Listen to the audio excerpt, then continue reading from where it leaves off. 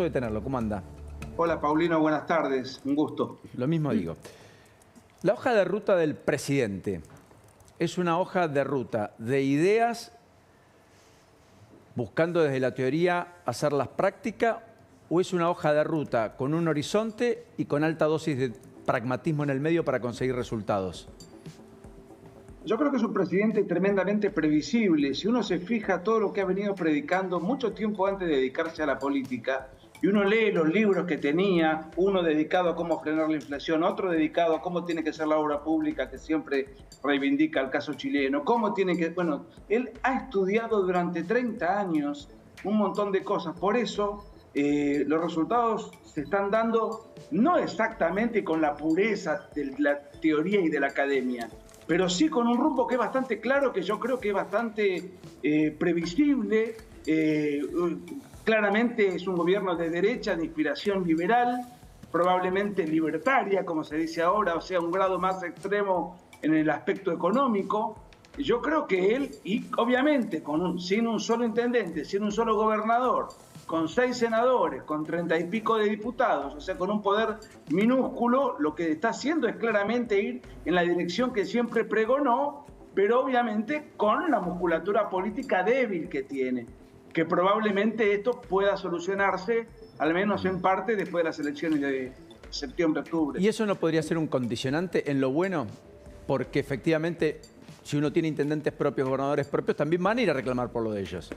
Una cosa es recortes extremos hacia aquellos que no tributan en mi espacio, y otra cosa es ser implacable incluso con los propios en esos recortes, que son los que van a venir a plantear por qué no hay que hacerlo. ¿Se entiende? Que es un poco lo que la política le ha venido planteando a Milei con la obra pública, sin ir más lejos, el fondo de incentivo docente, el fondo compensador del transporte en el interior del país y tantos otros temas que podríamos hablar. ¿Se entiende, Nicolás? Sí, se entiende perfectamente, Paulino, pero a ver, para hacer una transformación de las dimensiones que Milei pretende llevar adelante, se necesita musculatura política, se necesita poder político.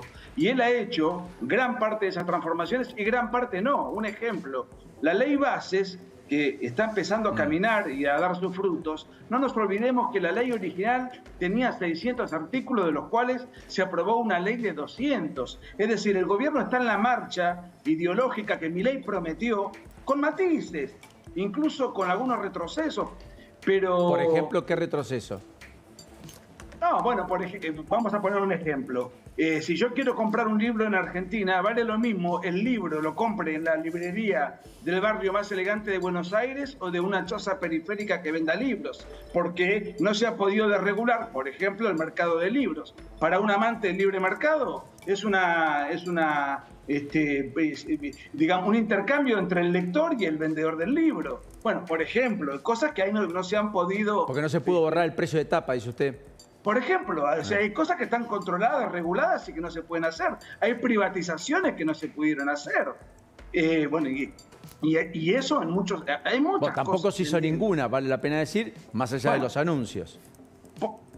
Exactamente. Si se hubiese tenido el poder suficiente, esas leyes se hubiesen salido y se hubiese avanzado a una velocidad mucho mayor.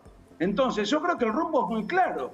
Y ahora, en la medida en la cual él concentre una mayor cantidad de poder político, entonces el rumbo se va a agilizar, los resultados se van a agilizar. Porque primero había que sanear el Estado. Y una vez saneado el Estado, hay que incentivar para que vengan las inversiones, para que empiece a haber, flujo de capitales, una mejora en el salario, un crecimiento del empleo genuino. Bueno, pero primero hay que crear las condiciones y la atmósfera para que vengan los inversores. No van a venir por obligación. ¿Qué es la batalla cultural exactamente, Nicolás? La batalla cultural es una batalla que tiene que ver con influir, persuadir sobre la opinión del público en el contexto de una comunidad política. De esto el kirchnerismo se encargó de influir lo máximo posible, controlando los medios de comunicación, haciendo un gran aparato, haciendo un uso del aparato estatal, multiplicando la influencia del Estado, los programas educativos para formatear, digamos, de alguna manera, el grueso de la opinión del público. Lo que hemos hecho algunos escritores y conferencistas es dar batalla denunciando esa agresión ideológica que considerábamos muy perniciosa, que no solamente es algo propio de la Argentina, sino que lo que se conoce ahora como wokismo es un fenómeno que se da en todo Occidente. Hay una reacción no institucional de carácter privado, de intelectuales o divulgadores o difusores que se oponen a eso y que estamos haciendo con nuestras herramientas, intentando persuadir, desenmascarar y, dar pelea y batalla contra esas ideas que nos son impuestas, no surgen del seno de la sociedad de manera espontánea. Nicolás, aguárdeme un instante, nada más que tengo un urgente, porque le voy a pedir alguna reflexión, una última reflexión antes de despedirlo. Ya está Pablo Giuliano aquí con nosotros, un dirigente del radicalismo, presidente de la bancada en donde está Facundo Manes. Un placer, Pablo, ¿cómo le va? Pero a esta hora, este título más importante es este.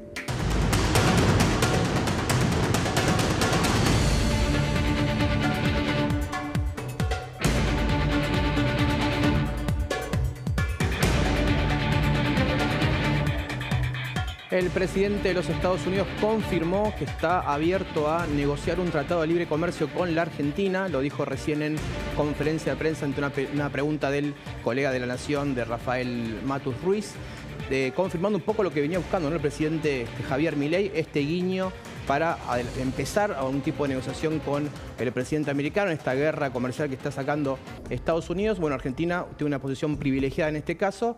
Veremos cuánto dura, obviamente, una negociación que ya nos había dicho la gente de la AmCham.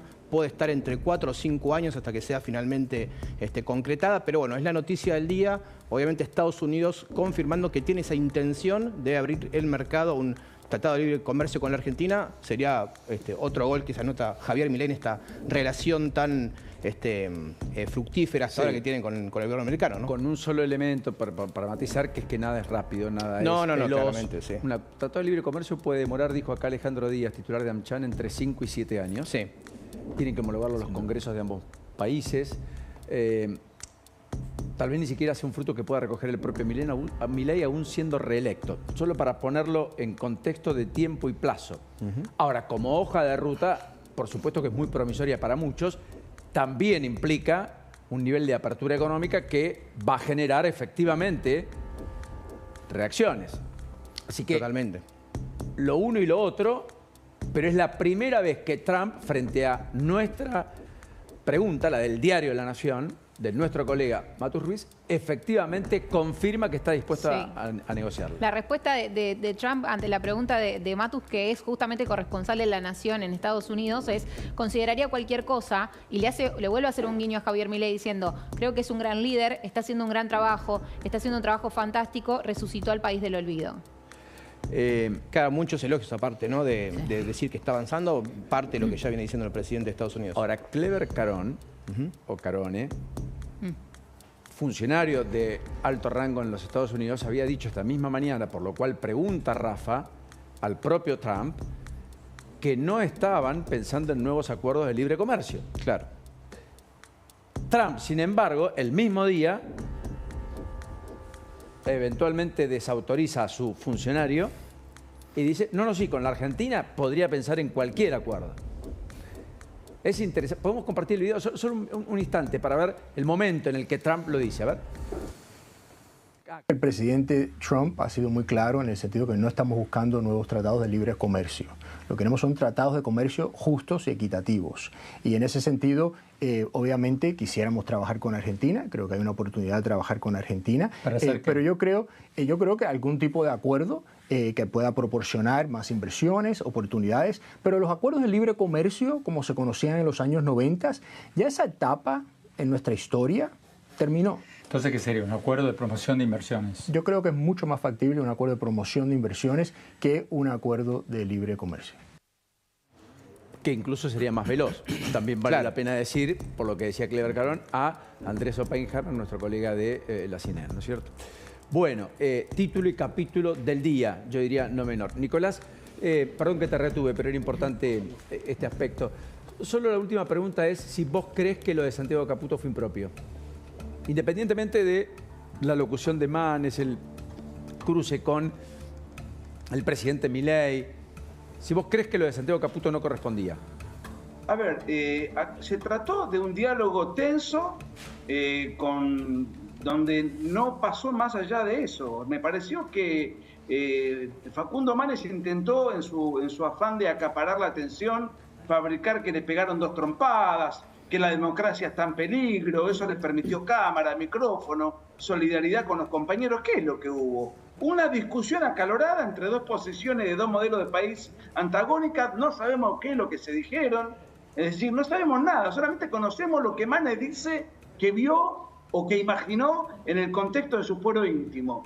Me parece que fue un episodio, bueno, como dijo Milei. Ahí está la colega de Clarín que certifica lo que Manes dice que Santiago Caputo le dijo. Respecto, ya vas a conocer de mí, una cosa por el estilo, lo vamos a poner con rigurosidad también en un ratito.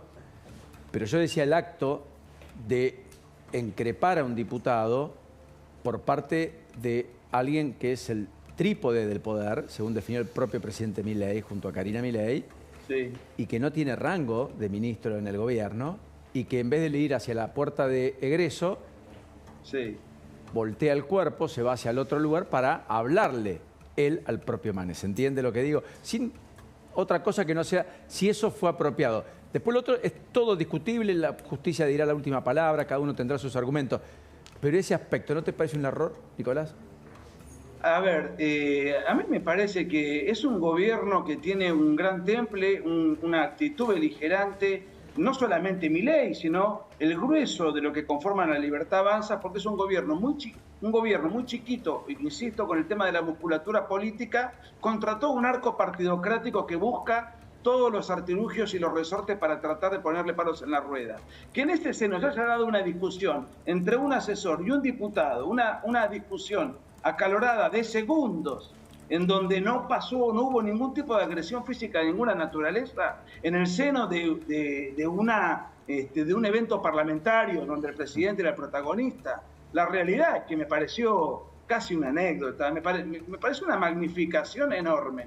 Y respecto de lo que diga la colega de Clarín, a ver, también habría que ver de qué Clarín estamos hablando, si el Clarín ultra-kirchnerista o el Clarín que después fue anti-kirchnerista, del Clarín que fue procesista o del Clarín que después fue antiprocesista. En cualquiera de los casos, Nicolás, que ahora se pelea con Milei y que entonces hace notas defendiendo a Manes porque le es funcional para oponerse a Milei. Es decir, permítanme dudar de la verosimilitud de lo que se informa. Le doy la derecha a la periodista en todos sus casos. Ni la conozco siquiera, Nicolás, pero es periodista. Bueno, no tiene por qué cargar con la historia de un grupo de medios, como usted lo dice, porque si fuera por eso, me gustaría saber quién resiste el archivo.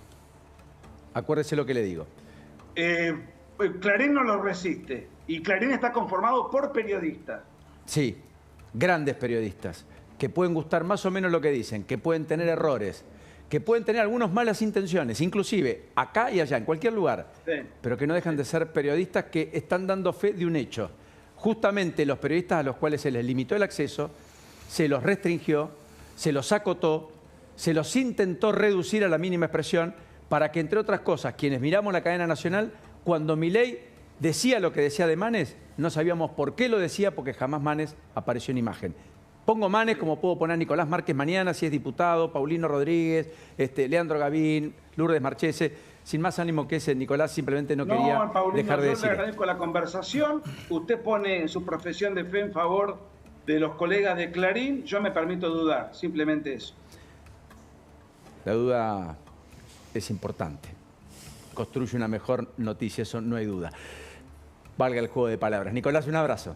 Gracias, Paulino, por la charla. Un abrazo grande. Hasta la próxima, que la pase muy bien. Está Pablo Giuliano. Ya le responde el hombre en la cercanía de Manes. Pero además está Rafa Matus Ruiz en minutos desde los Estados Unidos, el protagonista.